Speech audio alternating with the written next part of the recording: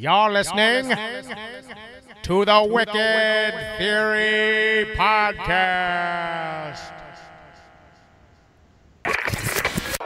We're very happy to have you back, even for a short visit.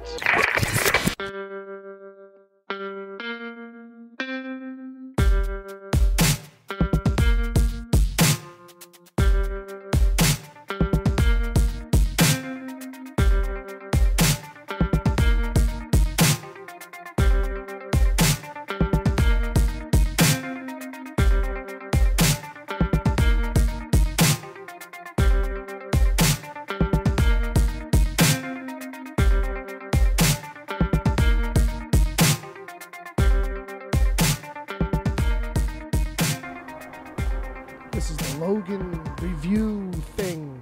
Yeah. Special focus group party thing. Yeah. Discussion, just discussion kind of thing. Yeah, okay.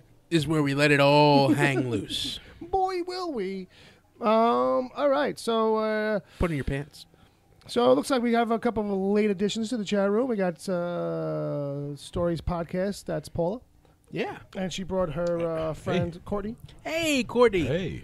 Guys, just so you know, we're going to talk about Logan for the next portion here, and eventually we'll get into some spoiler territory. Yeah, we're going to work our way into it slowly. Well, we'll definitely give up a wall. We'll definitely put up the wall, and we'll let you know exactly when to abandon ship if you want to abandon ship for that portion of it. But so let's go short and sweet up front. That's usually what we do. We kind of just give something real quick rundown of what we thought of it. Ed, Logan. This was very different. This was This was a different type of X-Men movie. Different type of Wolverine movie. yeah. Yeah. I think tonally, this is the most true to comics form we've seen the character yet. Yeah. Well, yeah. And this was not a superhero movie. This was a modern Western with superhero elements. And I think the things that we've seen with Winter Soldier and Dark Knight, even, I would say that's more of like a hard crime show. Yeah. Story. I can see where you're going with that. Superhero stories work when they're not trying to be superhero stories. Yeah. When they're taking those elements and applying them to a different genre. And I think this is a good example of that.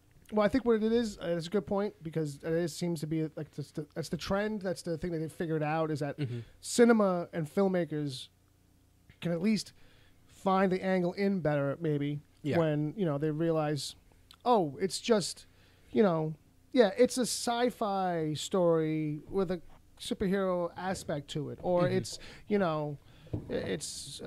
Jekyll and Hyde, but he's like, that's all really Hulk is. It's not even like he really saves the day usually, or he's a superhero kind of thing. But my point being that outside of Wolverine, like having claws, like, and maybe a couple of other elements, like you could strip away certain aspects of this and say this is just like a action. It's an intense action road movie, kind of a thing. And like you said, it's got this Western kind of stuff going on. But I think the three Wolverine movies, two have been directed by James Mangold, and each has their own vibe. The last two, first one not that great, but that was basically a covert ops movie. It was a spy movie. What movie is that? Or X-Men Origins Wolverine. Well, all right, I got you. Kinda. That's what's some of the elements. Fair enough. Yeah. It's some such of a the train elements, wreck, and it's all over the place that it's hard to even say that. The Wolverine, which I actually thought was really good until I kind of fell apart in the last act. Yeah. Was a samurai movie. Yeah. And this one, like I said before, is a modern Western. And I thought it was really well put together. I thought the action scenes were intense. They earned that R rating. Yeah. Patrick Stewart's always good, but there's something about him cursing that's extra special. Absolutely. Or seeing him have to be assisted to the bathroom. Yeah, well. That's when it gets intimate. Yeah. So so I'm gonna give this 4 American tacos. Nice. Yeah. Solid 4 out of 5. Very cool. Mm-hmm. Very cool. Bob, what are your impressions? Your I thought upfront impressions. I thought this was pretty much like The Unforgiven. In a way, it was like a Western, like you were saying. I thought it was a very solid movie all around. I thought it was the first X-Men movie that was a good comic book movie. Sure. Because it wasn't trying to be anything at all. It was just trying to tell a good story. Right. Yeah. And just so happened to have characters in it that had claws. True. You know? So I thought overall it was very solid. So definitely 4 American tacos out of 5. Damn, that's a lot of tacos so far. Well, I'm going to follow suit. I gave it 4. Like, I don't know if we do 4 point whatevers. I just feel like 4.5 doesn't. Yeah, we could could do. do. I'm feeling like a 4.3. You know, Okay. Something like that. Like, you know, it's a little bit more than a 4. Whatever. I think the thing is that what stands out with this is that it's, like you said, because it's not feeling like a superhero movie. Yeah. It's just like all that stuff is stripped bare. Like, don't get me wrong. Like, there's stuff in it later on that's like you can question it or not, but it doesn't feel like these big things later on that might be more comic booky or whatever feel out of place or feel clunky or feel like a giant set piece. Like even You don't feel like a guy in a giant samurai suit. it's not like it's got to be in some crazy location and we got like everything is like, you know, the last 2 movies especially, but action movies in general now all suffer from this thing with the constant ratcheting it up in the last 5 minutes, where it's like not only we're on a bridge, but now we're fighting on top of the trolley car, and not only now we're fighting on the trolley car, but now we're fighting from the beneath the trolley car as we're both hanging on. Like it's not doing that thing. Like, you know what I mean? It's trying to be understated in a lot of ways, which, as much as this movie is not understated in other ways, it's an interesting thing to kind of watch unfold, where it's like it's doing this weird balance and it's working. Yeah. You And know? and it's that personal struggle where Wolverine just wants peace. He wants to stop, but he can't help Getting involved, Yeah. or the trouble finds him. It's that kind of trope kind of thing. And that's where the Western feel. Right. I mean, besides it being filmed and shot in a Western Midwest setting, in a dry setting and all that, but that's the trope that comes to play is this whole, I tried to quit, they pull me back in, or, you know, people won't leave me alone, I just want to be left alone, Right. you know, the sour Let old me man. suffer in peace. Yeah, you know. Well, let's talk about some of these supporting characters. All right, sure, let's go Like over it. you know, for example, I mean, talk about Professor X, Charles Xavier. This is probably He was definitely in it, Patrick Stewart's last movie. ever. He quit, right? Film? Well, last time playing Professor X. Yeah, maybe not. He did answer a question during some post-interview stuff, and was like, "What about Deadpool?" And he was like, "Oh, yeah, well, maybe Deadpool, you know, because that'll be fun." I think is probably where he's coming from. Right. But here's the thing, too. Like, here's the thing I think about too. You know, as much as people say that, oh, this is going to be Hugh Jackman's last movie as Wolverine, because the movie jumps ahead a little bit in the time, and they cement that in with a number. Doesn't mean we can't see something that happened before this movie. Well, I think they left themselves the wiggle room. Right. This is literally the last Wolverine movie because this is the one that ends in a very final way. Yeah, there's a lot of finality. Yeah. To not get too crazy, but like, Not you know. Rogue One level finality. Right, fair enough. Yeah, But there's finality going on. Yeah, there's here. finality to this. Yeah. Well, I think it's the kind of thing where, and especially with the X-Men franchise, because Apocalypse did not do what they were hoping. Yeah. So I think they're going to be taking a long look at what here's they're the doing with this thing. franchise. So I mean, that's I would a not be valid point, surprised if they recast that part. They might. I think that the thing that this movie keys in on, though, is not going to be recapturable in an easy way, where it won't start to feel. Yeah. You know what I mean? Because it's running on a lean kind of an idea. You know, Right. It feels great in comparison and contrast because those things are bogged down by too much. Right. And this is a thing that runs fairly lean. So if all of a sudden we start to trend towards things that run lean, that will be boring too after a while. Right. We'll look for more, you know. But anything that takes like, hey, we can beat rated R with this character or this property. Let's go for it again. Like Hollywood shies away from rated R movies. Like you know what I mean? I feel like there's still a place for those. As much as people Deadpool showed that wholeheartedly. I mean, because it was an adult comedy. Yeah. It's an R-rated movie that's basically an adult comedy that pulls no punches. So and shows you don't have to pull punches. You shouldn't. Yeah. You know that's why it worked. Right. Like embrace the thing for what it is. Like right. even though Absolutely. like Deadpool and Wolverine used very little source material, and we can get into that more later on about Wolverine. Yeah. That's actually a point I wanted to try to talk about. But they use very little source material, but because they stay true to the character, Like that's what Marvel proper ends up doing, and that works. Like stay true to the character, not literal. And then and it's like a thing where it's like if you know it well enough, and you understand it at its core, then it should work anyway. Like I think that's the problem with the early X-Men stuff. As much as like Bryan Singer knows those characters and knows that world, this still feels like a thing where it's like I don't think you really kind of get it though. Like there's just tiny aspects or things that don't seem to work right. It's like I don't know if like you really get it. So the fact that this was made by somebody outside of the normal group that works on the X-Men stuff, like Marigold, like sure he did all the Wolverine, but this he kind of did all on his own. Like he wrote this script. Yeah, he wrote this script. Like it doesn't feel factory made. Not at all. Not at all. And they were like, let me call my own shots with this, and we'll see what happens. And it's not a big budget movie. No. I mean, it probably is to a degree, but because of the actors that they have. Right. That's what I'm saying. That's what the salaries. Yeah. But when you look at what was spent on the movie, that's it. It doesn't feel like it. No, it doesn't. It feels a lot like the John Wick movies, where they feel like there's more money spent on them than it is because everything they use is well used. Right. It's got a professionalism that rings through anyway.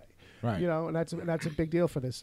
I mean, I think the biggest expense was that friggin' limousine in the first 15, 20 minutes of the movie, which I thought was the ugliest thing I'd ever seen. Well, that's the hot thing in 2029. In the future. No, 2024. That's because that's the model. Yeah, that's the model. It was 2024. Remember the lugs. It's 5 years old. It's run down already. Right. That's how the movie basically starts up. With Logan working. Driving a limo, driving a limo around, and that's how he kind of makes ends meet, trying to keep to himself, but he's got to support himself. And Uncle Jay throwing out right here. This is James Mangold also directed Copland, which should probably tell you a lot to know about the tone of this movie. Yeah, which is something I meant to. That's had another movie with the same kind of feel. Yeah, that's something I meant to mention too. On Birth, Movies, Death, there's a great 2-part interview with Mangold that I waited till after I saw this to go read. Not that it gets spoilery in any way, but they talk about his career, and he talks a lot about actually the whole some stuff about Copland. So if you're curious about the process on that and a couple of people who were up for it and how some of that stuff went down, it's a really good interview on Birth, Movies, Death. You know when he first worked with Hugh Jackman? What was that? Kate and Leopold. Oh, that classic. Isn't that one of these things is not like the other? Yes, I agree. Wasn't that Jackman's big break here though? What?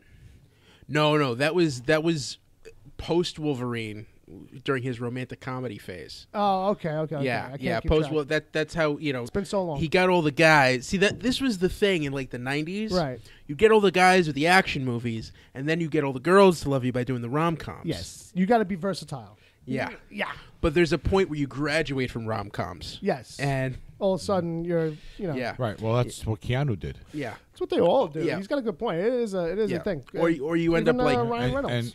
And you got to throw the occasional comedy in there as well. Straight comedy, yeah. Like Arnold did.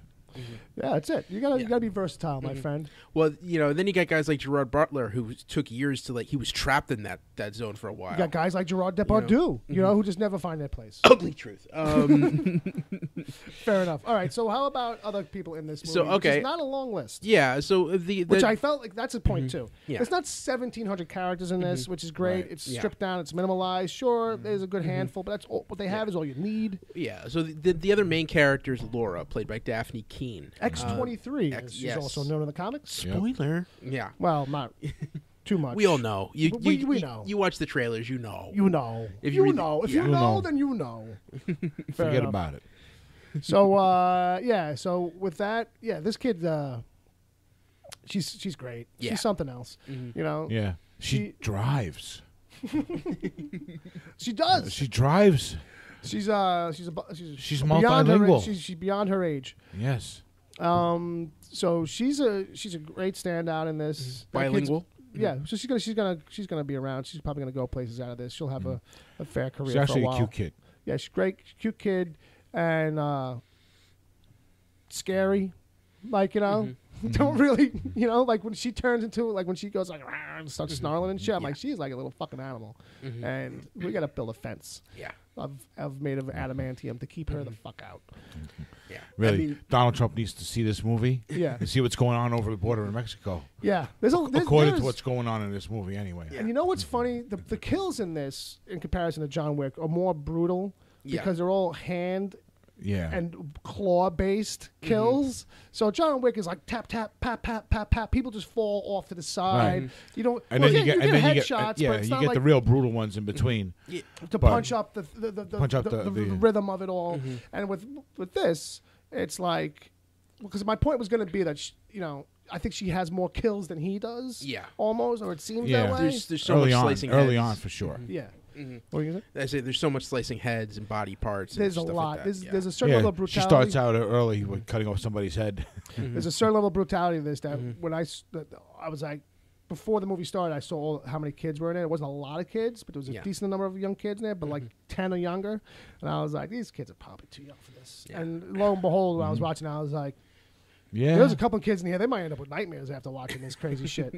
And also, a lot of headshots. Your daughters are going to be running around with fucking knives strapped to their fucking hands. And their feet. And their feet. And there could be a lot of cars playing in the house and a lot of torn up fucking stuff like couches. But also seeing them fight together, that's like the best father-daughter combo since Big Daddy and Hit Girl and Kick-Ass. It really was. Yeah. Although these two are a more serious combo. Yeah, more deadly. And what's funny too is like I wasn't sure if any of that. A lot of things I didn't think were going to work here all worked. Like, you know what I mean? And what's funny, too, even a couple things that I saw from the trailers that I watched way too much. Yeah. Like, a couple things I was like, man, that's a little cheesy. Like, they tightened up. Yeah. Because, they throw out all that early footage to the trailer houses. And they end up doing things different or shifting things around. So, like, that one lunging shot in the trailer where he's, like, sailing. Just a running leap. And he's sailing just a little bit too long. Or just a little, like, it looks a little, just a tiny bit cheeseball. Like, in the movie, like, the final edit, like, they kind of rush cut that a little bit more in that moment, so it's not as jokey. And it works better. There's a lot of that. There's a lot of tightening up compared to the trailer that was good for me, that I was happy to see. Like, it was like, if they have like a lot of cheese balls, but it was not. Action was all well done. Oh yeah, absolutely. Even the crazy stuff with her, because her action sequences, you would think she's a little kid. She's not taking people down. I mean, are you really gonna pull in a double for that? Well, obviously she's going Muay Thai on everybody's asses in this thing. Well, that's what I'm thinking. Well, that's the thing. That's what's great. Like, all those, like, if you've seen Black Widow do these leaps where she wraps her legs around people's heads to bring them down to the ground. The kid does that a lot. That kind of stuff. Yeah. Where she goes, she wraps herself right around their faces. You know what I mean? And that's to get that body weight leverage because she's little. Like, Although to be fair, I saw Charlie Day pull that same move in Fist Fight this week. Well, fair enough then. And well, big ups to Charlie Day, because if that's the case, that's another reason to go watch that then. I knew that was going to be fun, but now it's like, oh fuck, to see Charlie Day pull that off. Hey, he's my hero. I think that one scene in this movie where they're in the pickup truck together and she's got her hand hanging out the window. Yeah. It's just that shot of them driving. The shot with the red knuckles. It's just like just like these two have been through a lot. Yeah. It's a nice image. It's almost like, geez, these two need their own fucking weekly show where we just follow them on the road, kind of like Highway to Heaven style. Like, you know what I mean? They just kind of roam from town to town, solving troubles and helping people out, and trying not to pop the claws. And it's always about, no, Laura, we can't do that. Like, we got to keep the secret. Like, it's that whole angle, But if this was the 80s, that's what it would be. But you know Michael Langdon, he had the hair. Right. But you get too much of that. I think Wolverine, it's got to be small doses. You got to... No, yeah. Yeah, because that's also the kind of thing, that would be a false note for him. Because that's like his thing. It's like, you know what? I want to help you, but I don't know how. Because that's the interesting thing. They stay so true to that even when it is kind of like... Yeah. All right, in another movie, this is where they would actually completely bond, and it would be like this well-established kind of like we're bonding now. It's not. Like when they do kind of start to bond, it's like an unspoken, it's just working. Yeah. And it's that kind of thing where, like, if he was going to offer any kind of sagely fatherly advice, he just looks at her and goes, like, you already know. Right? Got it. Yeah, you got this figured out. You know, you're a pretty smart kid for an 8-year-old. There are two other characters to talk about. One I really is Stephen Merchant as Caliban, because I didn't even know this person was in the movie. Yeah. Oh, you okay? And could someone explain to me his? Because I'm not a Marvel guy. Everyone knows I'm the DC guy. You're basically getting a fair version of him. I mean, he was a Morlock. He hung out in the tunnels underneath Westchester or Manhattan, somewhere in New York. They ran around the tunnels. It was a kid. It was like this little pack of mutants that were like too ugly or whatever. They all kind of met up over time and gaggled up like homelessly in the tunnels, and they all had freakish powers. Basically, they were like the rejects. They they weren't like laboratory mistakes or anything like that. You know, it's like, hey, not every mutant born is pretty. You know what I mean? Now, is he a vampire, or is that just a side effect of his powers? So, in the version I remember, it was just the fact that, like, you know, he could just, and he was much more of a simpleton, I think, originally in the comics. They might have smartened him up somehow since then, but he was like an underground thing. So, like, the sensitivity to light. I don't know if it was that sensitive, but it was really, I think he was just like a big brute, strong, and then he could sense other mutants, and that was about the limit for him, I think. Okay. Right. I think. Like, he was kind of like, because he was more lumbersome and not like a frontline fighter. More of a simpleton. Yeah. Like, you know, it was like, oh, you know, Caliban help you. Like, talk third person and stuff, I think, even. Oh, it's weird. Like, there are two pictures of him. One, he looks like this big badass, and the other one, he looks kind of old and decrepit, like the... Well, yeah, something more recent. That's the thing. Like, you know, for him, I'm not really caught up on what might have happened in the last, like, 10... Because he's such a tangential character, though, like, that's the thing. Like, some of these smaller characters, like, they'll come and go and get tweaked up sometimes more often than the big guys. Because the only time they pop up... can. Yeah, because they can. The only time they pop up is to have something happen to him almost. Right. Well, it looks like he's had different versions of himself, like as Caliban, as Hellhound, as Death, as Pestilence. Oh, that's right. Yeah, at one point, Apocalypse made him an agent. Oh, okay. Okay. Yeah, like, this is some wacky Rob Liefeld era shit. And when you got more up top, you know, that's a classic. That's like 80s. This is like 80s era here. Yeah. Well, that's the... Yeah. Okay. So that was true to form. So I feel like that was fair enough. Although, like, you know, in the movies, obviously, you know, he's a little smarter. You're not going to get Stephen Merchant to play, you know, he played more on, but he was good in it, and it was, you know, a surprise, you know. Yeah, and the last main big character is Boyd Holbrook as Pierce. Yeah, what's something else that guy's from? Because he looked familiar, but I can't place it. He just got a big job. I know he was just. I don't care about the job he just got. He was in Gone Girl. He was in Milk. Okay. Oh, he just got signed for The Predator. Okay, so he's going to be in The Predator. Trying to think. Jane Got a Gun. He's done all these little movies. Okay. Walk Among the Tombstones. Is this ringing any bells? No, yeah. Oh, he was on The Big C, that Laura Linney show. Okay. Well, you know what? He might just have a familiar look to a certain degree to somebody, but yeah, he's pretty good. You know, totally works, totally serviceable. They didn't overdo him. I could see. Like, oh, I know it. He's in Narcos. Is he the main guy from Narcos? He's Steve Murphy in Narcos. Fuck. Okay, yes, that's where I know him from. Damn it! And he looks like he put on some weight too, because in Narcos, he's like, I'm like, I don't think you're a cop. Yeah, I'm like, you're just too tall and lanky. I think, you know. But you know, everybody in the '80s was either one shape or another. There was only two shapes back in the '80s. Yeah, but you know what's the kind of thing? I don't think his character had enough to do. Because he looks really nice and he has a good bravado.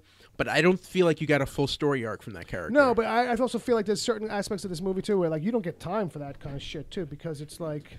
Yeah. Well, it's not his movie. Well, it's not his movie, but I also feel like the story, like, for certain parts of it, it's like, oh, they roll up, they cause some stuff, and then they leave, and then they turn around and they come right the fuck back.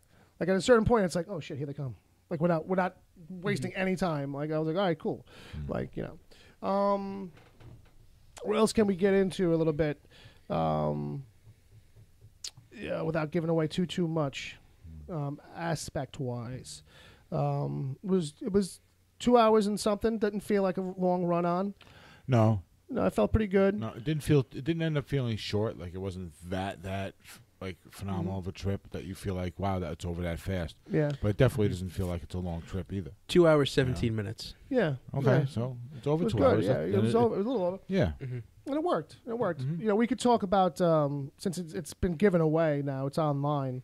If you want to talk about the opening thing. Oh man, we could talk about that for a minute. Well, everyone went crazy because the runtime went up 3 minutes as of release, and it was like, is there a tag? Is there a tag? Right. Is there an extra post-credit scene? There's not a tag. There's a pre-credit scene, basically. Yes. So after the trailers that you normally watch in your movie, with the big green approved screen first, and the movie's just about to play. Right, the lights go down, and you're thinking that you're going to be seeing the opening credits. Well, or that this was going to be cold opens kind of scene. Like, right. Sometimes movies start pre-credits, but then you realize, oh shit. Wait, it's Deadpool. It's Deadpool. Yeah. What the fuck is this? He's in this movie? He's in this movie? Yeah. And then you're like, oh, no, he isn't. No, he can't be, because this is not the same movie. Yeah. Right. Because as soon as he starts talking and then you hear the music in the background and all this stuff, you get the exact same vibe from Deadpool. This is Yes, this okay. is Deadpool feel all the way. There's a great gimmick. He's walking down an empty street. Yeah. Someone's beating up someone in an alley. He goes, I know what to do. Right. And he goes. because he's in his street clothes. Yeah. Right. So he goes to a phone booth. Yes. And a la Superman. Yes. And we hear the John Williams Superman theme playing. Starts to play. As he takes the time to get out of his clothes. Yes, it's a complicated process. Put on his costume. Yeah, and it continues to take longer. And longer. And longer. Someone please help me. Anyone. Someone's got to be within the sound of my voice. Somebody? Anyone? And as we're taking the time to look at his ass crack. Yeah. And the only clean spot on the glass. Right, smearing it away. It's, all of a sudden, there's He just as he opens the door, bang. Bang, yeah. Gunshot. The gunshot. Oh, missed it. Damn. But while he's in the booth, for you to look around, there's like stuff written all over, like on graffiti, old advertising that's peeled away from the walls it's on. There's posters for Firefly. There's a movie. It's a movie theater in the background. Was playing Logan? So maybe he was on his way to see Logan. I think is maybe what they were thinking. That's what's going on. But then again, when you get a good shot of the theater, it's like, well, I don't know. That theater looks like it might be condemned because it was kind of ratty looking. But also on there, it says Nathan Summers coming soon. Which is Cable's real name, which is the character they're all talking about. What are we going to do? Yeah. And there's supposedly some other Easter eggs buried in there too, which I wouldn't be surprised. Yeah, there was. I caught like 5. Yeah, I did see stuff, and I'm like, a couple things too. I'm like, I don't think that's registering. I think that's supposed to be a thing though. Like some of that, and like we're like, So that was really funny and really like funny on its own. Yeah. And kind of a crazy left turn to have that pop up, because if you don't know it's coming, it's like, what the fuck is this? Right, because it was pre-everything. It was basically an ad for Deadpool 2. Yeah. Take down to the very beginning of the movie. But you know what? I got to say, I sat through 15 shorts over a whole day at IFC Center. Right. Yeah. None of them were as good as that. So this better get a fucking nomination for Best Short Film. Wow. Live action. I just wonder how good Ryan Reynolds must have felt when that guy from from Fox came to him and said, "Now, Ryan, we want you to do us a big favor. Would you mind getting that suit on and doing a little bit?" I'm sure it was Ryan's fucking idea. Oh, it was Ryan's idea. It was just totally Ryan's idea. It was totally Ryan's idea. He was enjoying it, I'm sure. Well, I'm sure maybe somebody at the studio was probably like, "Hey, I hear people would really, thinking maybe there's a Deadpool cameo in here, or an after credit scene with Deadpool, and Deadpool, can we squeeze Deadpool?" And it's like, this is the only way it's going to work. It can't be a scene. It can't be a cameo. That would have, like, if he popped up into the movie, it would have just pulled the whole realism out from underneath the movie. Yeah, absolutely. Yeah. He could not have been in this movie. No. Plus, it's true old school Hollywood fashion, a trailer where you don't show any scenes from the actual movie. Yep. Well, that's the thing. If it stands so good on its own, but you know what it is too, because he's the kind of character he is, and at the very least because it's comedy, you can play with the motif. Yeah. You know what I mean? Like, you don't have to, like, what other movies are going to do that outside of something like saying, all right, we'll do like a fake ad for the company that's in this, something like in the world of, like, you're not going to get a Tom Cruise character like who's going to like do fourth wall breaking from some random action movie. But you used to have stuff like that. Like, you ever see the trailer for Miracle on 34th Street? That would be a no. No, it's just the producer saying, all the ads, it's wonderful, great, romantic, exciting. You can't say it's all of these things. Right, and then he goes out on the lot and all like Rex Harrison and Natalie Wood. It's fantastic. It's amazing. Yeah. Gotcha. All the things, they tell him and he goes, wait, let me see it. And then he watches it. Oh, yeah, it is great. But what's great is you have this little scene that tells you the movie's awesome without actually showing you any of the movie. I want to know more about reviewers from back then. Like, did you just have to say, this movie's the bee's knees. I gave it 13 Bs. Like, the scuttlebutt was true. Like, film criticism has been around for a long time, but like great movie reviews didn't really start popping up until the 70s. I have a feeling there was a lot of hating on shit too back then. Yeah, probably. We had like Pauline Kael and Roger Ebert. Those. Right. Yeah. See, Robert Ebert needed work after he became a failed scriptwriter. Mm-hmm. Well, there you go. I mean, if you can't make him, point out what's wrong with him. Well, there you go. Pauline Kael, I think she was at the New York Magazine or the New Yorker, but like she would talk about her experience watching the movie. Like a lot of times it wouldn't be about the movie; it would be about the popcorn, fair enough, or just kind of like what it was like, for her in that moment. The kind of movie-going experience, to a whole different point. So that would be interesting, though. You know what I mean? That would be an interesting thing to do today to be a little different. Yeah, I've lost it because I was thinking ahead. What was he referencing? Instead of doing movie reviews the way we do them now, right? Review the experience as well as the movie. Yeah, I mean, you don't put get the theater true. On the spot, right? Yeah, you know what I mean. But you know what it is though, because theaters don't stand out in any real way. But maybe, I mean, they could. Well, certain ones do. We could get someone to review that RPX and actually tell us if it makes a difference or not. Should I pony up for that one time? I don't really notice anything. You've gone into the RPX? Yes. What is the RPX? The Regal Premium Experience. Yeah, what does that mean? It's better sound. It's leather seats. Okay. That's about it, right? Yeah. That's kind of what we thought. It's kind of for an extra $5 each, right? Yeah. Is it less seats in the theater? No, it's the same. It's the same auditorium, except instead of like the regular gray fabric seats, it's like genuine leather brown. Okay. A little bit bigger seat too. Does it lean back a little more? Mm-hmm. It's like the seats they use at the AMC dine-ins. No, not that good. Not that fuck good. It then. I'm not paying an extra $5 for like a speaker that works. Those you go to the atrium over on. Now they have these luxury seats. Okay. Which are like that, which have the reclining and everything. Okay. But you got to pick your seat, which I think is so un-American.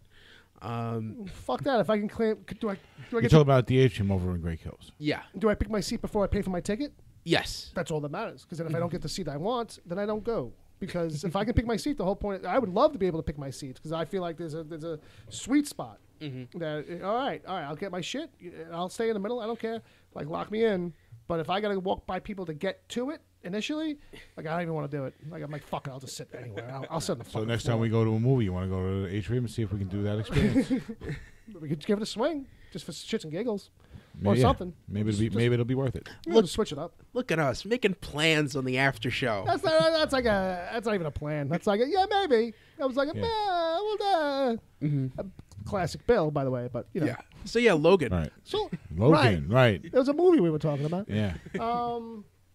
So I guess without giving, we're gonna have to get into spoilers soon because we're running out of things. Yeah, to I think we're about at that point. Yeah, all right. So anybody now at this point who hasn't seen it but doesn't want to get ruined for certain aspects, and we are gonna ruin certain aspects of it for you, stuff that you really kind of should just put some cotton in your ears. Well, if you want to see it and enjoy it, for what it is, it's time to abandon ship maybe a little bit. Come back in about 20 minutes, half hour, something like that. Because we'll still be on, but we'll move on by that point. Right. So this is your official warning, folks. Warning. Spoilers ahead. You've been warned. Because it was a warning. Yeah. So at the end, he says, you've been warned. Mm-hmm. So it's like official now, right? I mean, like, are we clear to go? I believe so. All right. Yeah, we're good. All right, we're good. Okay, we're good. Okay, so motherfuckers die in this movie. Oh yeah. Brutal. Yeah, like when I was talking about the brutality before, like I really wasn't kidding. Like I almost didn't want to mention how brutal it was because I feel like you kind of have to take that in as an aspect of the movie. We're like, whoa, this kid is really fucking killing people. Yeah. Just imagine someone punching you in the head with knives attached to his knuckles. But like, you know, it's like everything like they shied away from doing in the other Wolverine movies or the X-Men, where it's like, you just know that blade would cut that guy's arm right off, or like, you know, it's like even one of the kids gets a guy's arm. You know how like in the old X-Men movies, it was like he might as well have spoons on his hand. Like, what is he like until he has to cut a door open and not really working too well? You know what I mean? All that plot convenience bullshit. And this, it's like, no, man, fucking, they are just fucking fucked up. But that little kid, that's the thing that blew me away the most. It's like I knew the kid was gonna kill people, chop people up, or fuck people up, but I didn't think the kid was gonna be a little. Well, you knew this was gonna be a different movie the moment that the credits open and he's got to get out of his limo and take on a bunch of Mexicans over the border. Yeah. Because he sliced one guy's leg off, another guy's arm off. Right from that scene, you knew it was going to be a little bit more gory. It's going to be a little bit more bloody. Yeah, but you didn't quite get the full Monty until a little later. Yeah. When they started getting fun with the kills, almost. Yeah, like the it was like how, really. Like, how could we like really? And it was almost at points it was almost balletic. Yeah. It does get like that. It's like It's almost like, hey, you two, how long have you guys been working together? No, first day.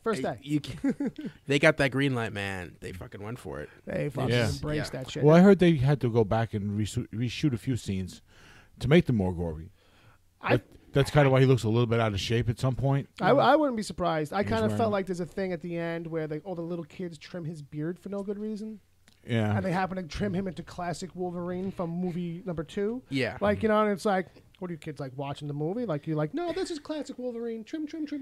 Like, I didn't get it. Well, remember, they all read the comics. Yeah, they have the comic. They have the comic there. Okay, right. One kid's holding the comic. Yeah. If I had seen a panel with him without the mask on in the comic, I'd be like, oh, okay. But my point being that I forget what my fucking point was. So what do you think of X-24? All right, so did that feel like too much?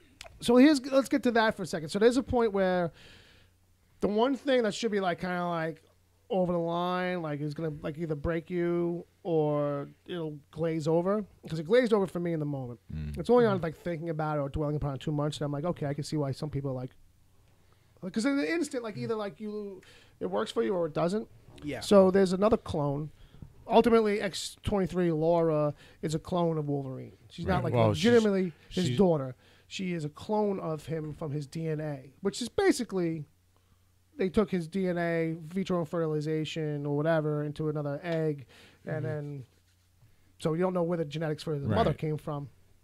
So it's like kind of a clone, kind of not thing situation. Right, and for all intents and Mexican purposes. Girls were used to hold the babies, to gestate the babies. Right, so she's definitely, she's probably technically a citizen of Mexico. Yeah, and I I'm would thinking, think so. there's some legal international ramifications here. But Donald Trump, no. But well, she's in Canada now, so. Oh, that's true. That's true. She skipped right over America. Canada don't care. Canada got no rules. Just kidding, because I see some Canadians in the chat room. They don't care. They love everybody. I know, right? That's why I don't They trust know them. what it's about. So, sorry. So so with her, she's once again we tangential so far. I lost track of where I was going. She's a clone. Right. So we were talking about A genetic clone that happens to be female. Happens to be female. Yeah. And so now X-24 is just a straight up clone of is Wolverine. a clone of Wolverine. So like either that works for you or it doesn't. Right. But in the moment, thankfully they didn't make him look like Wolverine. right. In the end, in the shadow, like when he first pops up, I thought it was Sabretooth. Yeah, I did too. I felt like it was this whole thing where it was like they kind of wanted you to kind of get this. He's got that whole haircut going on. He got He's the haircut, the beard, and everything. Sleeveless shirt. Yeah. And obviously, younged up, very, the young redneck Wolverine. basically, and In full feral mode. yeah, I was just gonna say Berserker on, switch to on Berserker. But the thing is that like the way it comes into the movie is like they kind of hint towards them making something else. Either you think it already or you haven't at that point. Right. But when it comes in, it just comes in, and I feel like the movie almost takes on this whole other because it goes batshit crazy. Yeah, and you get caught up in that whole thing, so you don't get time to like really sit there and think, oh fuck, it's a fucking clone. Like, but this is just part of the whole snowball that's going on. But it feels like it turns into a horror movie almost for a second because it gets fucking bloody and crazy and really fucking intense. Well, this is where I was a little worried that they might have painted themselves into a corner. Okay. Just because he is so relentless. Like, there's, like, evidently that one Dr. Rice is the only one who could stop him. Right. And even then, he doesn't always listen. So it's just like, I don't understand how Logan's going to be able to keep up with this guy and control him. You know what it kind of reminded me of, and it just really hit home now as we're discussing it, what it is. There was, and I forget the name of this movie, but Chuck Norris, when I was a kid, put out a movie where he was playing like a rural sheriff in the town where someone was using drugs on inmates. Okay. And this one guy he puts away early in the movie becomes a rampaging monster of I'm sure Jay's got the title right now. And at the end, he's kicking his ass, and over and over in the movie. And in the end, he kills him by he ends up in a well. And he's knocked out and he's drowned or something like that. Jay says, "Silent Rage." Yes, thank you. Thank you. Told you. Thank you, Jay, Uncle Jay. Sorry, Encyclopedia. I should have called you, Jay. Jayicus. So fair enough. It kind of felt like that because there was like almost an unstoppable quality yes to this guy. It felt very 80s. And that's the thing, you're right, like that's the thing that they kind of pulled off in that where it was like this horror thriller thing from back in the days of the unrelenting thing, almost like how nobody knows how to make that work anymore almost. Right. Like I feel like Michael Myers used to feel that way, where it felt like a force, like like a thing that was coming, like unstoppable, and whereas nowadays it's like, man. And I think the one thing that saves that scene from becoming a joke is the fact that Wolverine, who takes an injection early on in the battle, in the overall battle, is running out of steam, and there's no more Popeye spinach, no more Joy Juice. Right. And no one's looking for it or nothing. It's not an element. It's a one-time thing that they burn off early. Right. Yeah. So if there had been that part to it, then all of a sudden now you've got two unstoppable robots fighting. Yeah. Well, that's the thing. That was always and that's the thing. It becomes an over-the-top cornball thing. Yeah, and that's the thing Marigold talked about too. Is like immediately, like you have to take Wolverine's healing away in a way. Like in the other movie that he did where it's all samurai stuff, it's like that was a big story point directly. And whereas with this, it's secondary, but it's still highly important. It's just we're not always having this conversation about it. Right. Like, well, this is it's more of a show don't tell kind of a thing. Right. This story is more straightforward because we know most of the characters already. Right, we don't have to worry about the main characters we know, so it's like any other sequel, basically, because you just go straight to the secondary characters that are new for the story. Yeah. And you get home with the story. Yeah. You gotta love 80s movie campaigns. These what? Taglines. Tagline for Silent Rage. Science created him. Now Chuck Norris must destroy him. That's it. That's all you need to know. That's all you need to know, really. Yeah. So the X-24 thing, so it worked for me. Like I immediately I got it in the sense of where I can see how this is gonna piss some people off, but I feel like it's working right now for me. It didn't land clunky for me. I think there's gonna end up being a debate about that aspect of it. Was that the thing that worked or pushed it over the edge? But I don't feel like it pushed. It might have gone right to the edge of this could push us into campy, but because we didn't dwell on it like in other movies would, we have to see it in the tank, and we have to have someone talk to it before it meets up with Logan, and we have to super establish it to the point of we overbuild it now, but let it, as opposed to let it be like a reveal or something you didn't anticipate, or we just didn't bury you with it. Yeah. You know what I mean? You know what it was? It was they built that up. I felt like they built it up so much as this unstoppable force, like Wolverine without a conscience, who's just blind rage, going through everything, and then to have him be stopped so suddenly. Right. I don't know if that kind of took a little bit away from it. Well, that was the thing I felt like too. I was like, because at a certain point, once they were I was like, oh yeah, they kind of have to have a big fight at the end here. It can't just be him against thugs, and even Pierce, the main tough guy, isn't tough enough to take him in any kind of, even with now it being an aged, I don't heal as fast Logan, he's still Pierce is no match for him. So they had to kind of put something in there to be the challenge.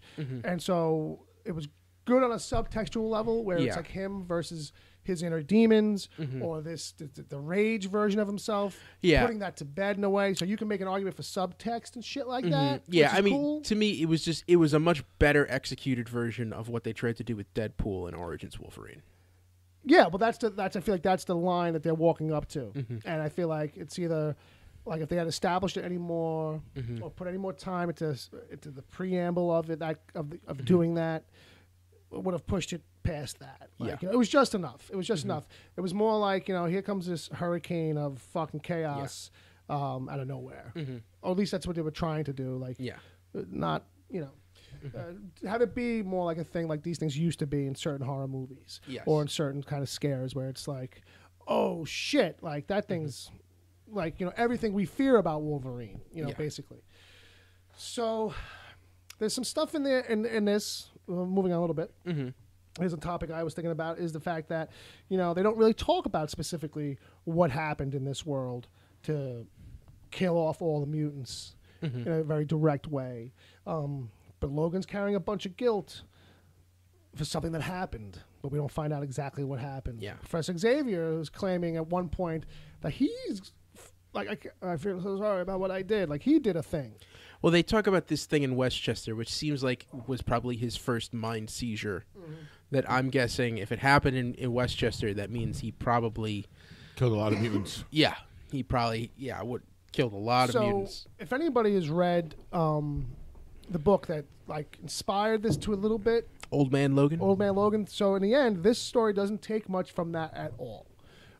Besides it being an older Logan and it being like a final kind of story, kind of a thing, this is really on its own. Old Man Logan, the comic book, has a lot of fun with fucking with the Marvel Universe at that point in the future, and so it's a lot of its time. Well, it really has, doing fucked up shit with that. Yeah, and it has a lot of Avengers characters that you couldn't use in this. Absolutely, like none of those secondary characters, and a lot of the setups and elements of it are literally Unforgiven. Literally, the Clint Eastwood movie Unforgiven, just extrapolated and put onto this tapestry. Whereas this one used Shane. Yeah, fair enough. Which you know what? I think it's a better choice. Yeah, well, they're both great movies. But one's an undisputed classic, and one's more of a current modern classic in a way. Yeah. So it's like you dig a little deeper or whatever. Jay's gonna fight me for that one. Well, fair enough. Well, that's between you two. Whenever you two get a show. But the thing is, I feel like there's a lot going on there where the time is spent. Well, now that you mentioned Shane, to overtly put Shane in it, so you can't miss that connotation. But fuck, I lost my fucking train of thought again. That's 3 times. I'm sorry. 3 times. I'm sorry. That's my fault. We were talking about Professor X, and no, you were talking about Old Man Logan, comparing it to the book. Fair enough. So that some of the aspects in the book that I think they kind of hint around a little bit is that I'm tempted not to give it away, but the big twist and reveal in Old Man Logan, the book, is that Logan has responsibility for the X-Men all dying, and so with that, he's co-opted by Mysterio of all characters, which is kind of like, it's crazy left turn, but it's a little far-fetched. Yeah, you know what I mean. So, but that's Mark Miller for you. That's Mark Miller for you. But that's also his way, and that's also his way of saying, well, let me take a character from over here in the Marvel Universe and bring it in, because he's doing that that's part of his whole gag with that story is touching all these different pockets.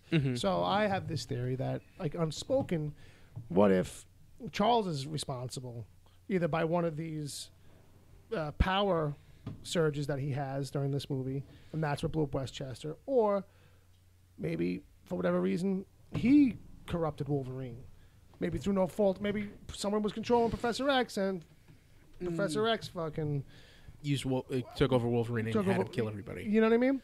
Only because I say that is because it's like, well, if Mysterio just kind of does a thing where he doesn't take you over, he just kind of masks the world, and what you see is different, then Wolverine's sense of smell should have picked up that he was killing his friends, but whatever.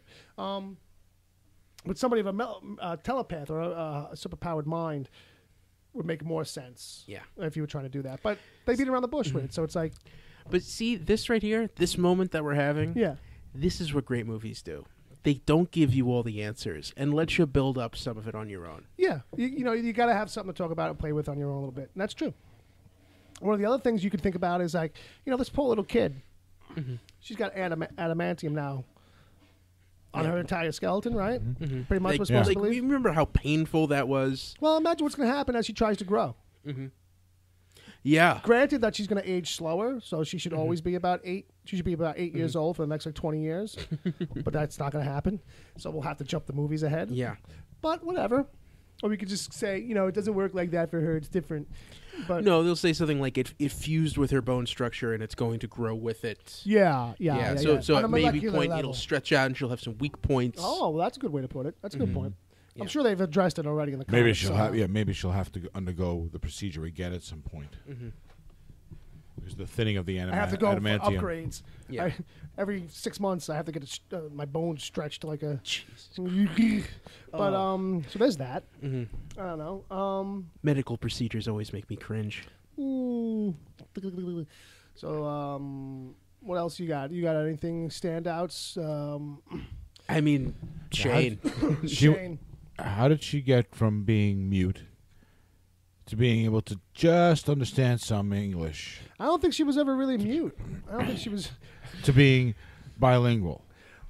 I think she was always all of those. I think she was just, she's just a kid who didn't talk a lot. Mm-hmm. Like, I've actually heard from a few parents that I know. Like, I didn't think my kid talked at all. Like, he just doesn't talk. Like, Jimmy doesn't talk.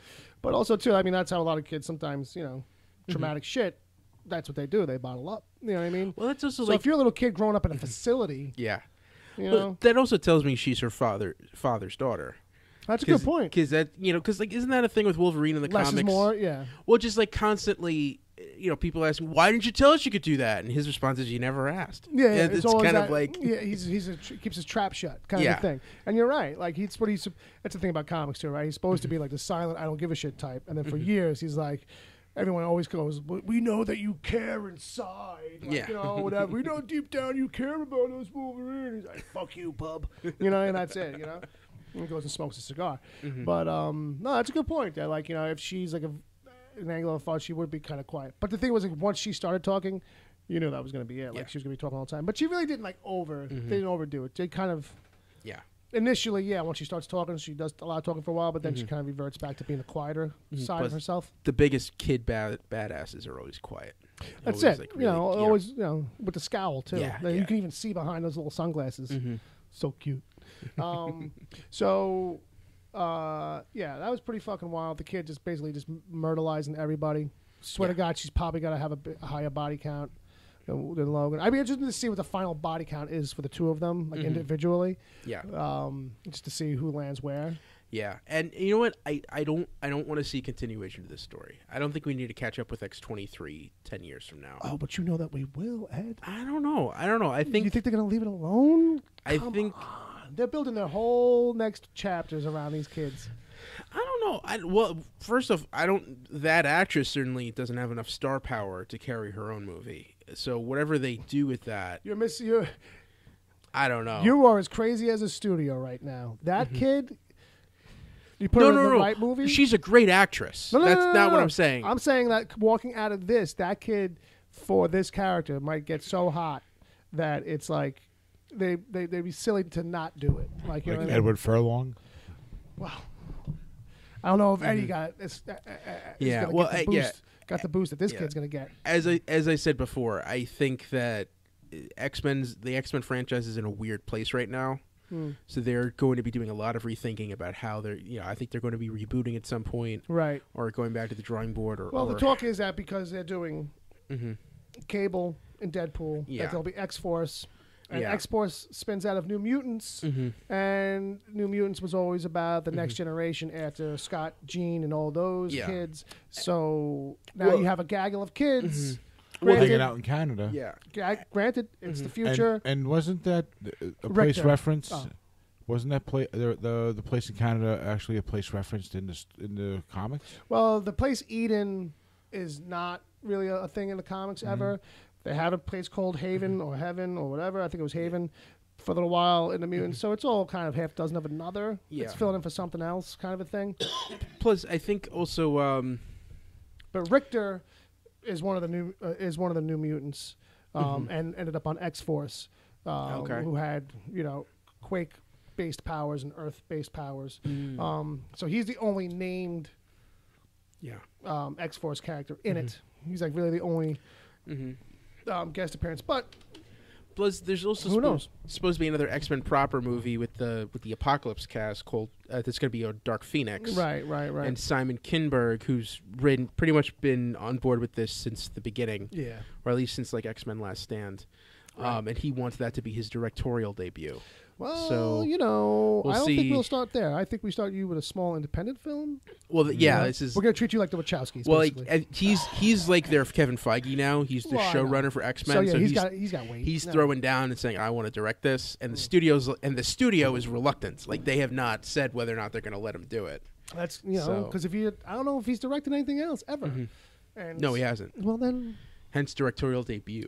Well, yeah, I thought maybe some TV or something, because he's tied with TV shows. Maybe they let him direct an episode or something, because, they'll just let anybody do that shit. So, with that, there's some deaths.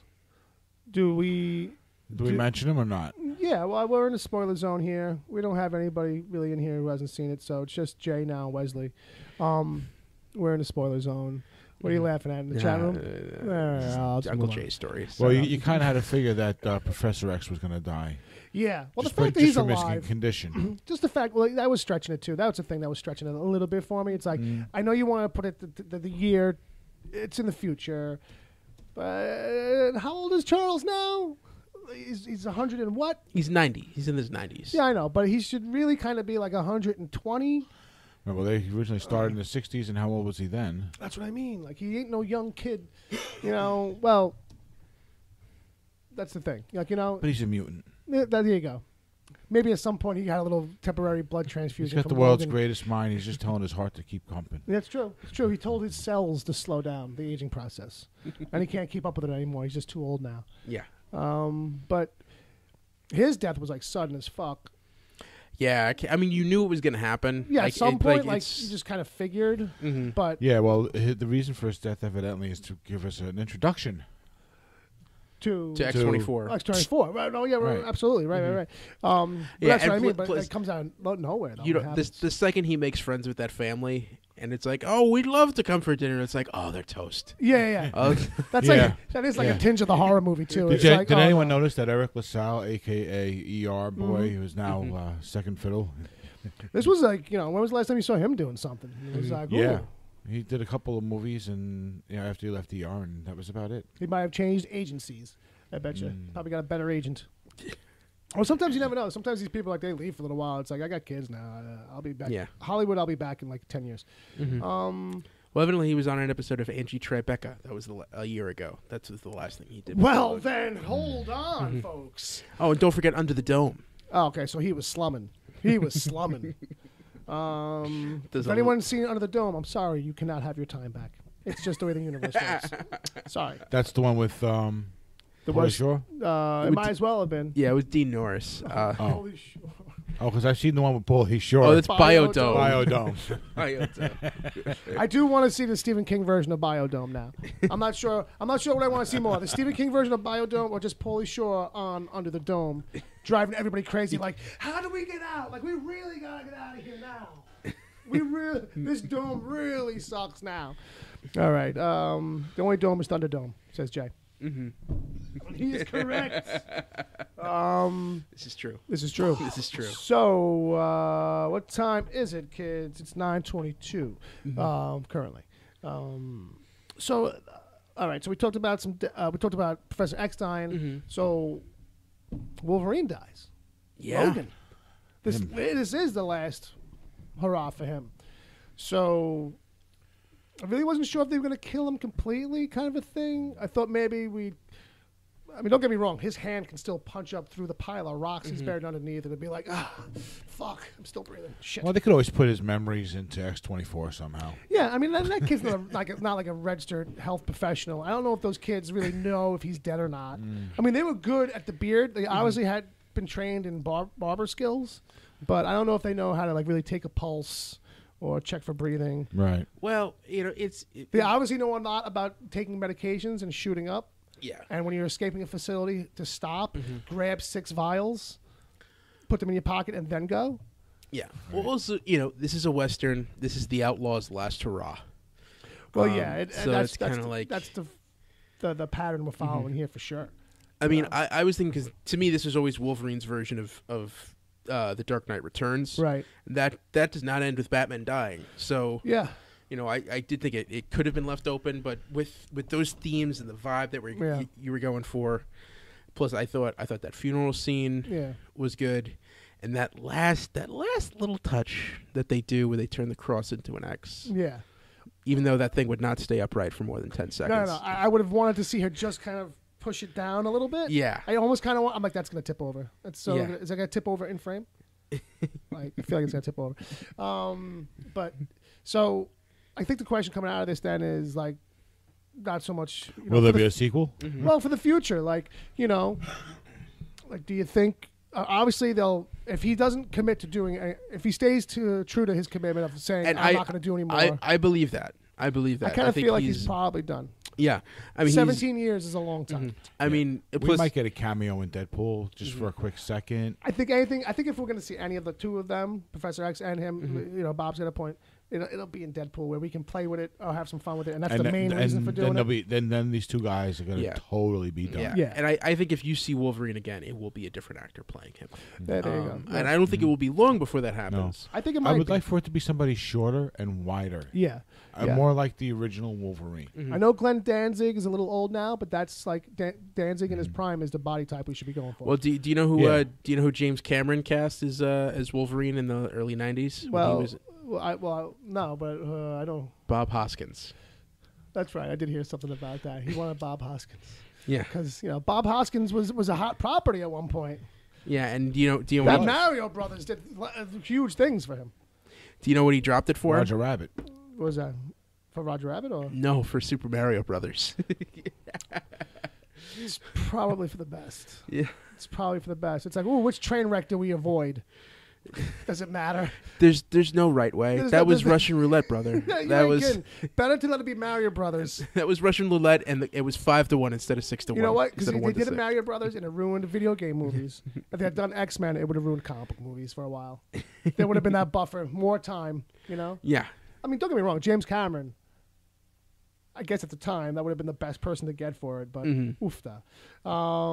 What a match. Harvey Keitel, there we go. That was an early choice too. People talking about that would have been good. Douglas Scott actually had the role before something happened where he had to bow out at the last second or say no to the job, and then our young Australian friend got it. Yep. One of the most amazing things is to see that one shot of him without his shirt on in the X-Men hallway from the first movie, where he's like, basically.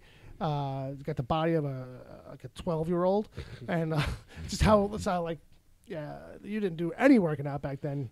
You look like you might have, like, just stopped eating or something, like just in time. He was fresh off Broadway. Yeah, he was doing like Oklahoma and Sunset Boulevard. So it was just crazy to see, like, when people put the two pictures together, like it's like, oh my god. Mm-hmm. But then by like X2. In like X-Men Last Stand. Yeah, he was doing it. Yeah, evidently he saw what he looked like in the first one too. Yeah, and I think also too it was a thing where he didn't have any time to kind of body prep for that. Probably not. I think that one that was like one of the last roles that they got. Yeah, I think that was. Yeah, but because like I was saying, that dude bowed out at the last second. Well, and also saying like he's in no rush to come back. You see, he's letting loose. You see what his next movie is? Oh no. He's doing The Greatest Showman, which is I did see a headline where like he's looking forward to getting fat. Yeah, or something like that. It's a biopic of P.T. Barnum. Oofta. Yeah, that's going to be something, huh? Yeah. Ooh. I watched way too much fun ago. That's his Oscar push next year. Look, that's his, call it. Sure. He's gonna nod. He's gonna nod. Oh yeah. Well. Yeah. And who's? Do you know off the top who's directing that or who's involved with it? Yeah, you'll check it out. Or Jay might beat you to the punch, even with a time delay. Yeah, it's him and Rebecca Ferguson from MI5. Michael Gracie is directing it, and it looks like he is a first-time. No, he's a first-time director. He's also signed on to direct the Naruto movie. So that's gonna be interesting. Let's get him, Rebecca Ferguson, Michelle Williams, Zac Efron. This movie's loaded. So who do we like? With a first-time director, though. Yeah. So enough about P.T. Barnum. Mm-hmm. Okay. Who do we think can? Or should we go with an relative unknown again for Wolverine? Because eventually they will recast. They will figure out a way to start. You I feel definitely like don't go with a big name. I feel like we put some time in between this one and the next project. Let's build up other things. Finish off the X-Men with what's her name as Phoenix. Do your New Mutants thing. Figure out a way to bring Logan back into the fold, whatever it may be. But any thoughts on? And maybe you guys in the chat, if there's anybody that you can think of. But people, I don't know. Like you probably best bet maybe going with somebody. Yeah, go unknown. This is I can't see anybody really doing it with any kind of a name. Yeah, I mean, you really do need to get someone shorter than 6 feet or 6'2" or whatever Jackman is. You need to get someone a little smaller. I feel like that's a way to kind of. That's a little harder in Hollywood. Yeah, it is, and I feel like that's also a good way to kind of help to differentiate this new one versus the last one. It's it's going against type in a way, but it's what should be done. Like staying more true to the character, but also kind of reestablishing this thing. It's like what's his name as James Bond now.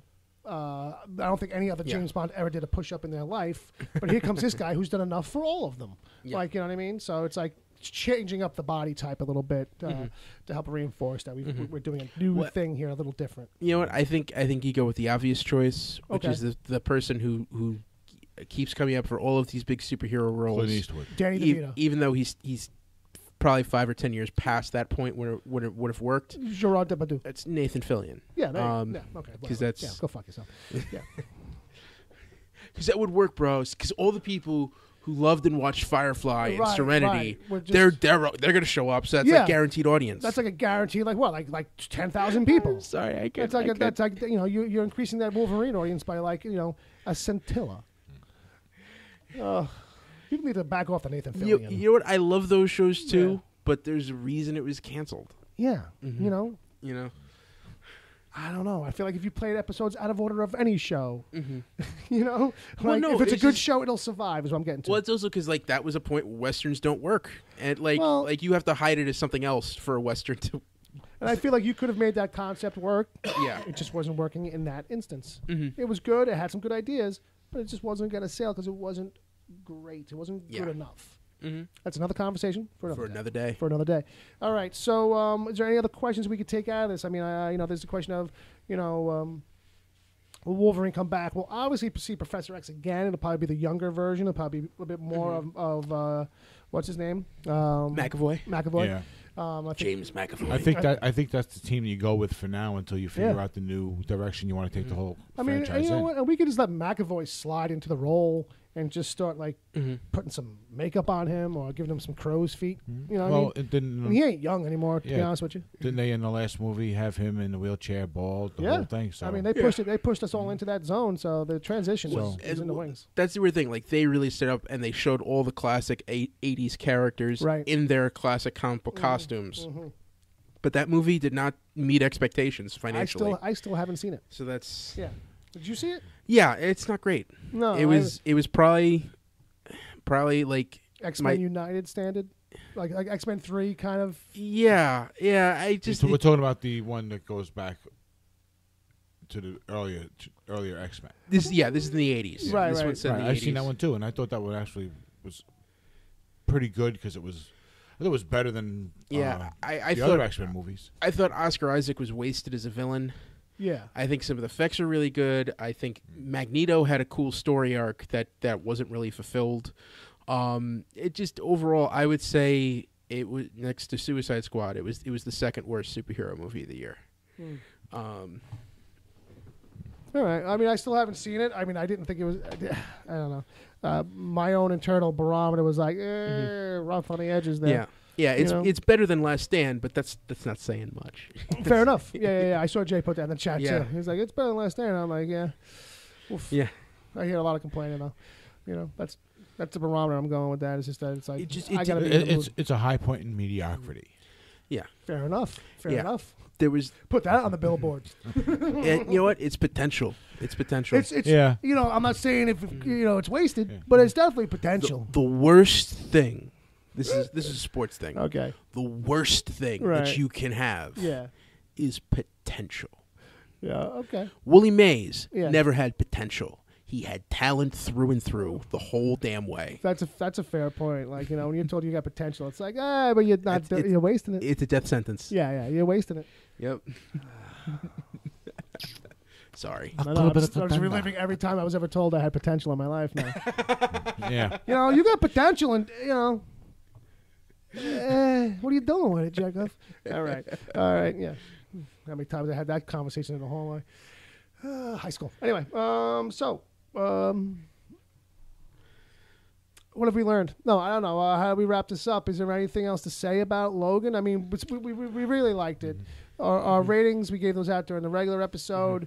4s all around. Yeah, I say go for the story, stay for the headshots. Yeah, I say don't do all that. Don't bring the kids. Yes, don't bring the kids. It's gory. It's bloody. It's really doing a fucking brutal kind of thing in a lot of scenes. A kiddie movie. That too. Just in general, it's really not made for them on almost any level. More F-bombs than I've heard in a movie in general in a long time. Yeah, Wolverine swears quite a bit. You know what's great? I think they were just more like than Deadpool. I think it was just like, you know what? Whenever you feel like an F would just kind of fit in the dialogue, it was just there. put it out, because it was a lot of times like, oh, what the fuck is this?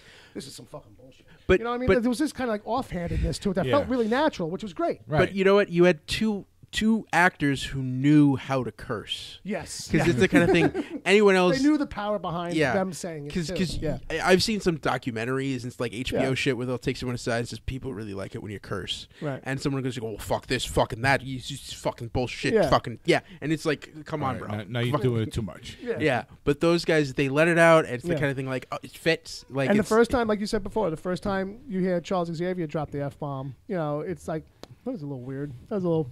It did get like a little titter, from the crew, from the crowd we were sitting with. It did get a little bit like a light chuckle kind of thing. Like everybody kind of felt that. Yeah. You know, I'm glad I wasn't alone. Like it wasn't my madness in any way.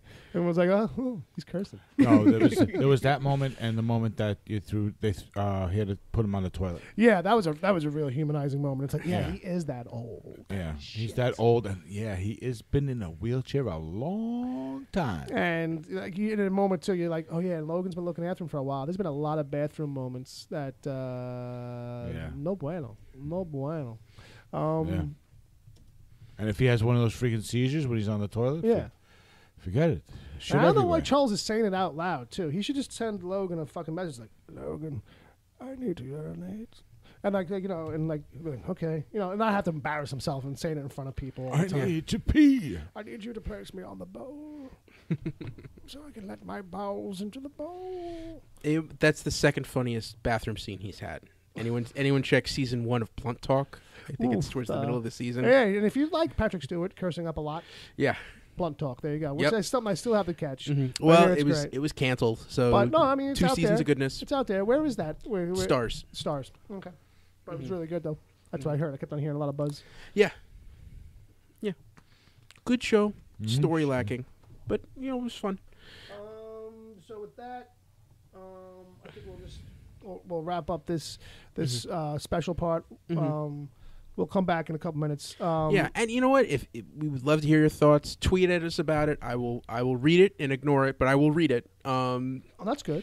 I'll just ignore it. Yeah, we're all being honest here, and I'll probably miss it somehow. You know what? Find it like 3 days later, and you'll be like, "This guy's a jerk." Every time you tweet me, I get a little closer to opening a dialogue, and it's still far from it, but it's gonna happen one day. One of these days. Yeah, you'll close this deal. All right. So with that, I don't think we have anything else we're going to get to in this particular aspect of the show. But we are going to riggedy wrap up this part, like I said. So thanks for listening. Yeah, if you're listening, movie. Go see it. If you haven't, if you have, go see it again anyway. Yeah, you know what? That's a good point. If you enjoyed this movie because it's a rated R, these are the kinds of things you have to support sometimes a little bit in a way. This movie's going to make us scads of money, but it's a thing where it's like, just want to make sure we send out the right signal for Hollywood. If you're off tomorrow, if you're off Sunday, go see John Wick Chapter 2 and Logan double feature. That's Oh my God, headshot madness right there, boy. But they're a perfect double bill. You know what I mean? No, they complement each other perfectly. I say do Logan first, and then for the pure adrenaline. Right. You go for John Wick. Yeah. Yeah, but you still got your guitar because Uncle Jay wants us to play the Milk-Fed Blues. No, the guitar's off. Okay. Yeah. We packed that up. Packed up after the regular show. Yeah. Sorry, Jay. Sorry, Jay. But hey, that's just how it's gonna be. So, thanks for listening. Thanks, everybody. So if you haven't listened to us before, but you happen to listen to this, you can find us on wickedtheory.com. You can find us on all your podcast services. You can find us on Twitter. You can find Ed at Edward O'Hare TBD. You can find Brother Bob at Bob WTPC. You can find me at Wicked Theory. You can find the show at wickedtheory.com. Thanks for listening. Check us out. Try take the 3-episode challenge. Listen to one episode for 3 minutes or 3 whole episodes. Either way, you'll stick around for the whole damn thing. The Wicked Theory podcast is heard live every Saturday at 7 p.m. Eastern until whenever. Just go to mixler.com/wicked-theory. Mixler is MIXLR. Sign up to join the chat. Then click the follow button to get reminders whenever the show goes live. You can find the show on iTunes, Stitcher, Google Play Music, wherever good podcasts are given away for free, and at wickedtheory.com. You can support the show at patreon.com/wickedtheory. There you can get the after show if you miss it live. God forbid. Plus other exclusive episodes. As always, send your emails to podcast@wickedtheory.com.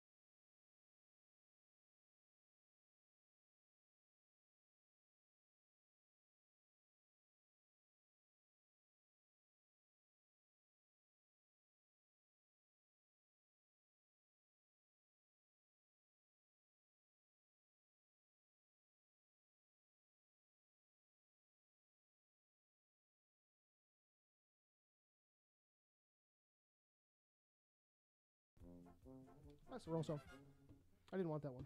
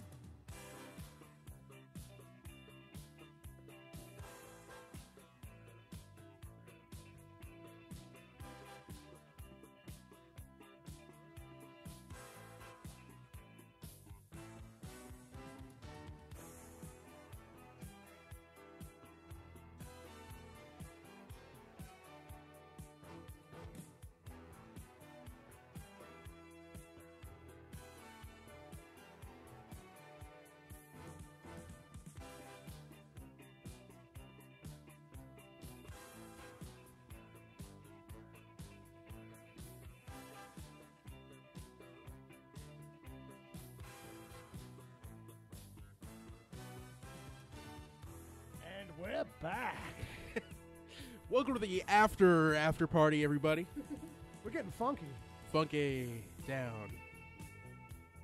Yeah. I think that's enough. You think it's enough? Yeah. We're playing for one person. Jay gave up. He just left. I don't know why. I don't know, man. I don't know, man. Uncle Jay don't tweet. Uncle Jay should be fucking on Twitter. He'd lose his mind. We got to do something with that guy. Yeah, we got to figure it out. Because you could tell in the chat, he's jonesing, man. He's there he jonesing. is. He's back. He's back. Hey. Hey, Uncle Jay's back. We got to find something. there's you gotta give him a hobby. Jay, Yeah. I apologize for not calling you. I know you told me to call you. despite many reminders from yours truly. Ed reminded me actually twice or 3 times. Every day. So this week. I apologize. That wasn't every day. It was basically every other day. Every day that we spoke, which was like 3 out of the 4. Yeah, that's what I'm saying. 3 out of the I'm 7. not denying that. I'm just not saying. I'm just saying it's not every day. So I will call you. I know you had something you wanted to run past me. Shut up, Palmer. Palmer's still there. The ever-loving, the ever-producing Agent Palmer. Send your hate mail to theagentpalmer@gmail.com. That's right, folks. If there's something you don't like, and you're on the Twitters, #blame Palmer. Not just about this show, about anything. Anything. You don't like the hole in the ozone layer, #blame Palmer. Mm-hmm. That's it. That's all I got. Yeah, That's it. That's it. That's the after show. We done? So, hi. How you doing? I'm good. You good? Yeah. How do you feel about the Wolverine talk? I think it went well. I think it went well? Yeah, I think we had a deep discussion. We were speaking a good language. People understood us. Mm-hmm. All right. Didn't ramble too much. Well, I mean, I think we just, we got through it. We wrapped it up in a good amount of time. Solid after show. Ran its course. A little bit. You still want to do something, don't you? Well, I don't know. We got time on the clock. We normally do a little bit of after show. Is this clock counting up? Oh, it is. Oh, yeah. I don't know how much time I got left for the day. I wonder if it's going to do anything weird. I'm being thrown off by the countdown clock. Yeah, because you stopped halfway. Because I stopped, started another one. Mm-hmm. So That threw off the hearts. All those hearts we had went. They were. Guys, we need some hearts. Yeah. Well, yeah, they should. don't. They should have been doing more hearts on this second part. Yeah, well, well, they probably didn't. They didn't realize that. I didn't realize that till just now. That's true. That we should have a show that's where it's all just my review. Is that what he said? Yeah. Oh, all right. Well, that's yeah. These are things that Bill and I are going to talk about after the podcast. Yeah. After the mics go off. I like how his idea is we should have a show where it's all my review. Yeah. That sounds like kind of like what it might be. Well, so every like 2 or 3 posts, Jay has been yelling at his iPad because the keyboard on there is not great. Here's an interesting thing. Ryan in the Wesley says, I have been listening to several older eps of different podcasts, and I'm now seeing the beginning of Palmer everywhere. Oh. And that's a true thing. Like when Palmer started popping up, it was like popping up onto 5 or 6 different shows at once via emails or retweeting. We're getting all these mentions. Even I couldn't escape him. Even Clamor, which Clamor seems to have gone away. I think it's just in our circle, we've all kind of gotten burned out on the process because it's a little bit of a process.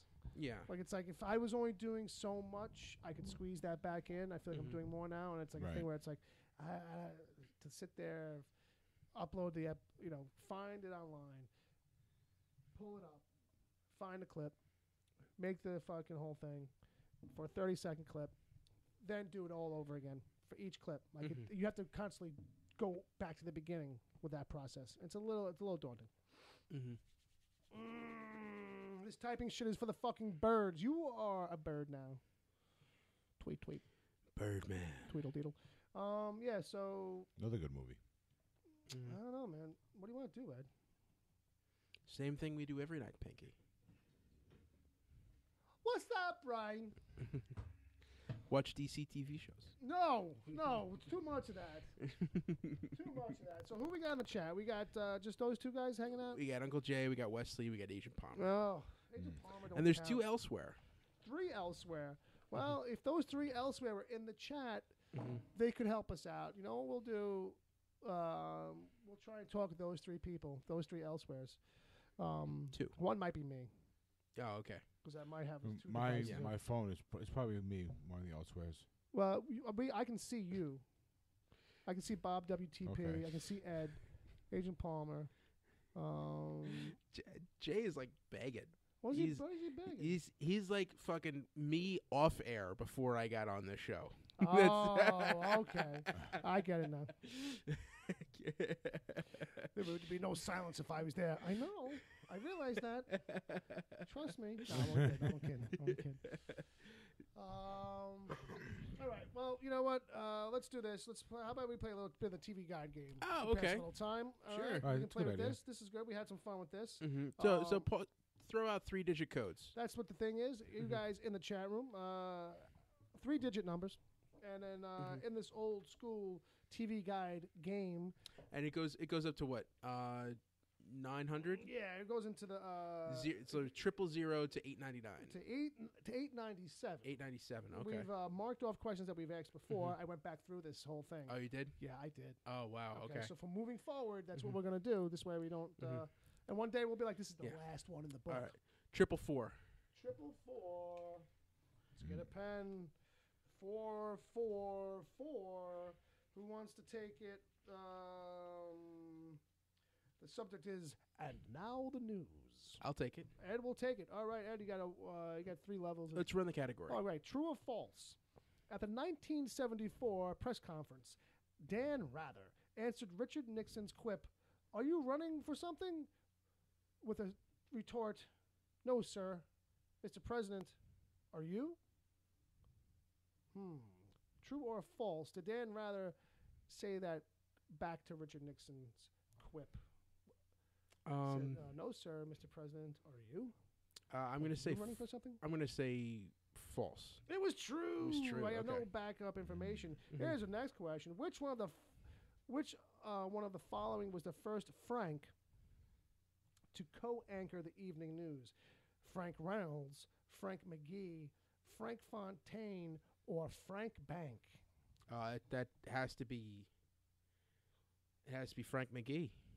It's Frank Reynolds. Yep. Yeah, it's the whitest name there. Yeah, I believe might be the name from It's Always Sunny. I think that might be.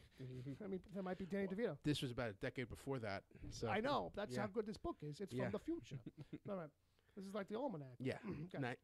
These are questions from TV from before 1998, folks. Yes, it's dated. Yeah. So last question in the category: Which network news show began in 1948 as a 10-minute assemblage of Fox movie-tone newsreels called the Camel Newsreel Theater? Or should I say, the Camel Newsreel Theater? Are there choices? No. This the last category. There's no multiples on this at all. Just, okay. You have to whip it out. So I'm gonna say. It's just gonna be a guess here. 48. 1940. That's when it began. Which network news show began back then? So I'm going to say it's either Face the Nation or Meet the Press. I'd say no, sir. Oh, it's neither of those. Neither of those. Okay. Would you like to take a third guess? Then I got. Give you one just for the road. Yeah, no. Then I got no clue. Okay, very good. The NBC Nightly News. Oh, okay. All right. Nightly news show. That's what it is. There you go. I'm thinking Sunday morning. All right. What's the next 3-digit number after that one? Next one we got 567. 567. This category is going to be for Bob. I guess maybe that's how we'll play it differently this time. What? Did not mean to wake you, so what was it? 567. 567. Oh, I'm not good at counting. Mm-hmm. Counting. Well, this may not be too bad, Bob. Potpourri TV. Okay. You want the whole category, or you want start from the top? All right. True or false? Right. In May 1998, the entire cast of All in the Family was reunited in a 2-hour special. In 1998. True. False. Whoa. No one wanted to see any more of the meathead, I guess. Question number 2. What is Roseanne and Dan's last name? Connor. Very good. Very good. Last one in the section. As listed in a classic TV commercial, give the entire list of ingredients for a Big Mac. 2 all beef patties, special sauce, lettuce, cheese, pickles, onions on a sesame seed bun. Success! Yes. Order up. There we go. Order up. All right, what's the next one? 987. 987. Ed's going to read that one to me. He's going to head all the way down to 9. Oh wait, no, it goes up. It ends at 899. So all right, so the next number. Thank you, Palmer. Then Uncle Jay is the last one. has $, ampersand, @. Oh, he tried to capitalize the numbers. Okay, so on a 159. 159.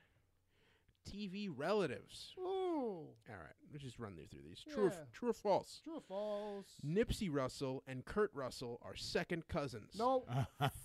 False. Although that would be a great evening at the family get-togethers. 2 stars. Multiple choice. How many Maverick brothers and cousins were there on the long-running ABC Western? A, 2, B, 3, C, 4, or D, 5?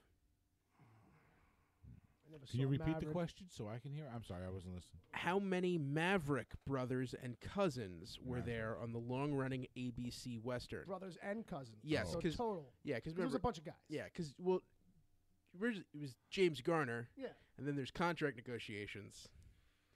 Oh, so it was people, the Duke cousins basically when Bo and Luke Duke had to get replaced. It was one guy, but I think it went back and forth between two of them at one point, and then then there was a cousin brought in because someone didn't wanted to get paid that whole deal. So in total, we got A2, B3, up to 5, C4, or D5. I'll say C4 because it's explosive. Yes. That's correct. Okay. Now, straight up. Yeah. 3 stars. Okay. How were Goober and Gomer Pyle related Cousins. on the Andy Griffith Show? Yes, they were cousins. That's the only thing I know about them. Yep. Is that they're cousins. Mm-hmm. No way. That's right. All right. So I don't know where you were pulling the numbers from, but what was the next one? Out of the chat. 696. What's the first one you're looking at, I guess, is the... It should be for you, shouldn't it be? Yeah, it should be. All right, we'll pass it over to Bob. Bob can read. Let Bob read. All right, let me break out the old spectacles. Mm-hmm. What's the number again? 697? 696. 697? 696.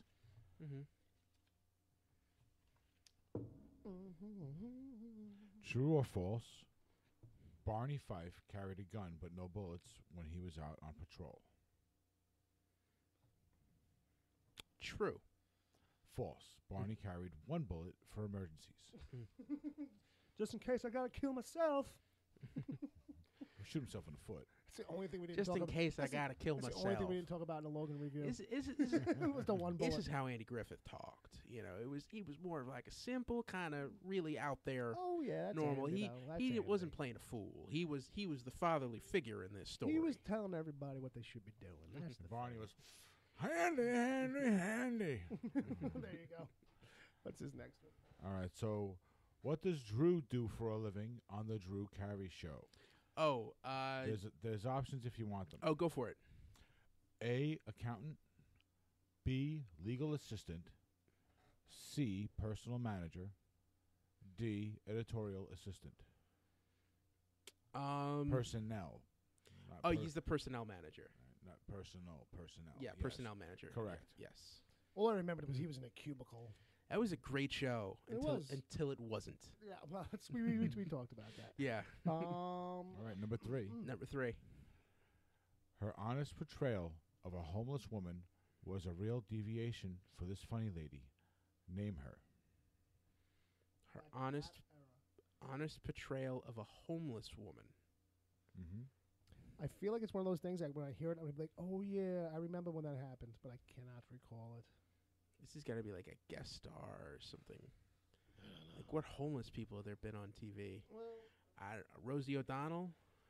So close. Lucille Ball. So close. That's funny. All right, we got 5 minutes left. So how much do you think we got left? We got a couple. We can burn through another round if we promise. Yeah, if we promise to read them fast. What's the next number? Next up, we got 265. 265. Bring it on, boys. Bring it on. Bring it on. What we got here? 265. Oh, Bob. Category is VH1. Oh, okay. True or false? Radio Shock Jock Don Imus was VH1's first VJ. I'm going to say true. It is true. It is true. That's goddamn right it is. Goddamn. They were the second video channel on the scene. They needed somebody with a name. Yeah. No, yeah. I think I kind of, I don't know. Just never seen it. That was my thinking. I'm not remembering. You know what I mean? Here's your video. Watch your video right here. Billy Ray Hoggins, baby. Yeah, baby. My favorite part of that show is when he when his kid's on and he keeps threatening, I'm going to shoot your dog. You got to remember, there's no original ideas in TV. So when MTV came out, it was originally supposed to be comedians introducing music videos. So how do you do one better than the comedians? You do radio DJs. Sure. Well, at least it gets your attention by having Don Imus do it, I guess is they're thinking. Right. But also, too, here's a sad fact. MTV flipped by it the other day. They play reruns of Friends. Yeah. Wow. They're just like everything else. They don't know what the fuck to do with themselves on that network, man. What's the next question? Next question is, who was not an original VH1 VJ? John Bowser Bauman, Scott Shannon, Nina Blackwood, or Rita Coolidge, not an original VJ. Bowser, Scott Shannon, Nina Blackwood, or Rita Coolidge. Say Rita Blackwood. That's a guess. That is correct. Nina Blackwood was not. I think she was an MTV VJ. I think so. Last question. I don't know why this would be the last one, but what does VH1's initials stand for? Oh, Video Hits 1. That's correct. Wow. Video Hits 1. What's the next number in there, Ed? Next number, and I think last one we're going to do today is 010. 010. Wait, this is for me? Yes. All right. So, down like the old 56 on that page. All right. So 010, a.k.a. Oh, I hope 10. I hope it's like kids shows. Punchlines. Oh, okay. Maybe. What do we got? On what show would you hear the following? I know nothing. I hear nothing. I know this one. With Colonel Klink.